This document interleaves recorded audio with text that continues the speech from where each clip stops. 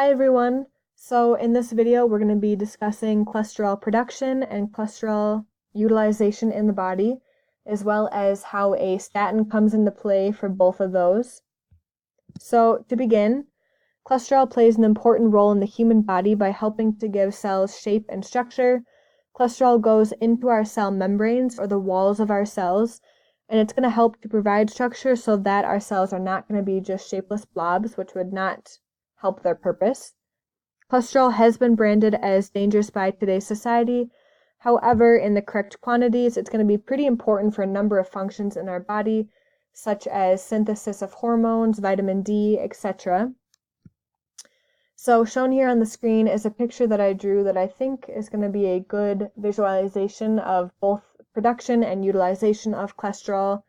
It's important to know that we have two different states of the body, our fed state, which helps produce cholesterol, and then our fasted state, which is when we actually utilize what we have already produced. And so cholesterol then is regulated by a negative feedback loop in the body. When healthy, this loop should be able to flow and function back and forth, top to bottom, and back again, always with the goal of bringing us to a set point of about 180 to 220 milligrams per deciliter of cholesterol in the body at all times. That's going to be a good healthy number of amount of cholesterol in order for it to carry out everything that it needs to do in the body without having it be too much or too little to cause detrimental effects in either of those ways. We want it in this nice set range. And so I'm going to go ahead and walk you through both of those two states of the body, as well as what this could maybe look like in an unhealthy individual. So to begin, in a healthy individual, a meal is first consumed and the fed state begins. So we have eaten some sort of snack or meal, which I'm assuming contains glucose, fat, proteins, lots of raw materials in a sense that the body can use to build cholesterol. So insulin is high, glucagon is low. The brain is going to signal the liver to produce the HMG-CoA enzyme shown up there at the top. This enzyme is like a factory for cholesterol. When this enzyme is turned on, cholesterol production begins. Additionally, LDL receptors are turned off. LDL carries cholesterol in the blood, and LDL receptors are responsible for pulling LDL out of the blood. So when these are low, we have an increase again in cholesterol production in the cell, as well as an increase in cholesterol levels in the blood.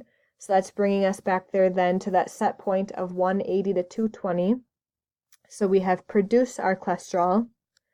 Now the opposite happens when an individual is in the fasted state.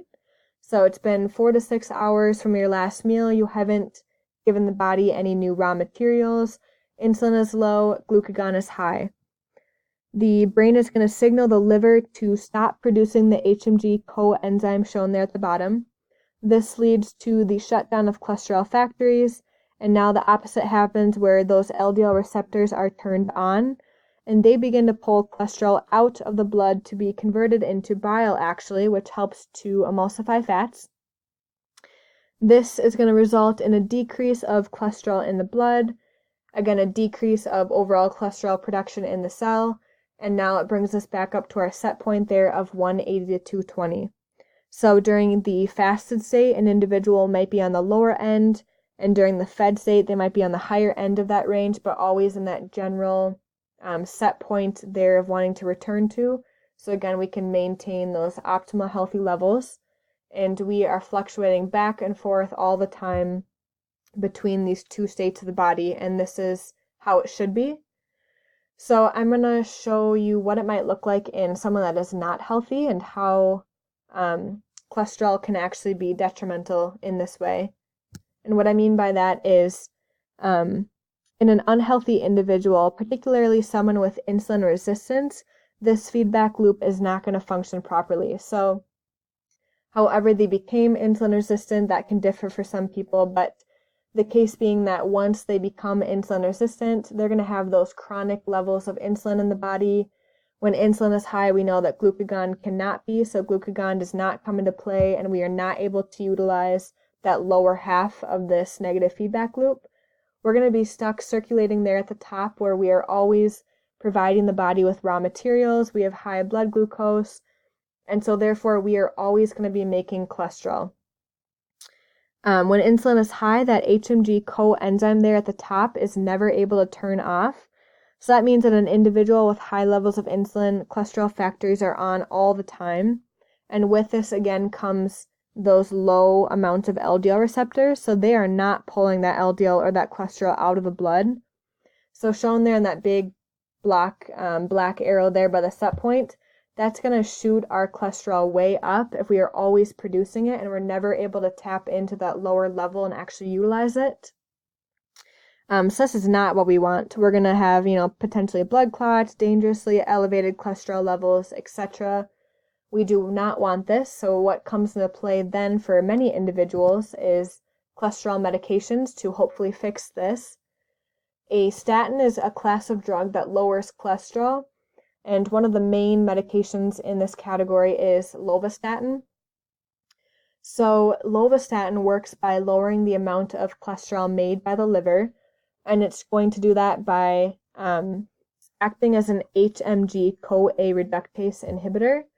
So shown there in that diagram in the bottom right corner, it is going to first enter the body in an inactive stage, and then that lovastatin is going to become activated inside the body via hydrolysis of that lactone ring to form the beta-hydroxy acid. So then that hydrolyzed lactone ring mimics the tetrahedral intermediate produced by the reductase, which is going to allow the agent to bind to that HMG-CoA reductase. And it actually does this with about 20,000 times greater affinity than its natural substrate. So this drug is going to be pretty potent.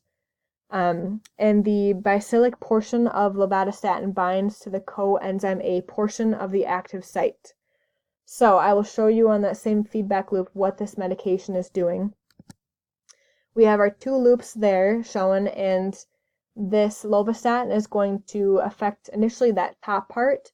It's going to inhibit that HMG-CoA reductase enzyme, our cholesterol factories up above there at the top.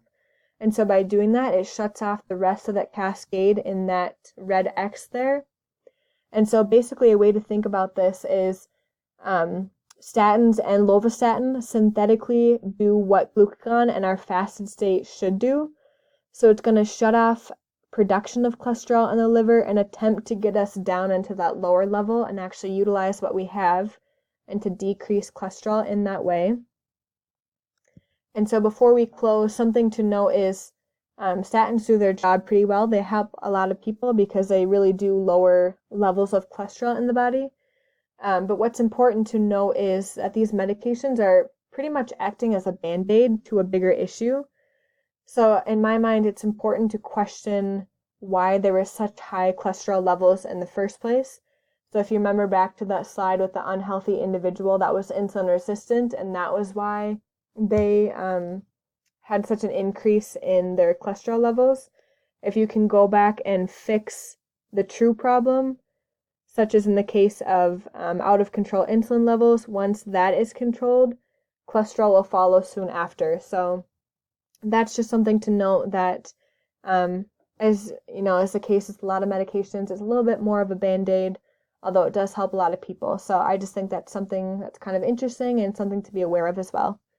Hopefully you learned a little bit more about both the cholesterol production and utilization in the body and kind of the role that a statin can play in there, how it can be both helpful and a little bit detrimental as well.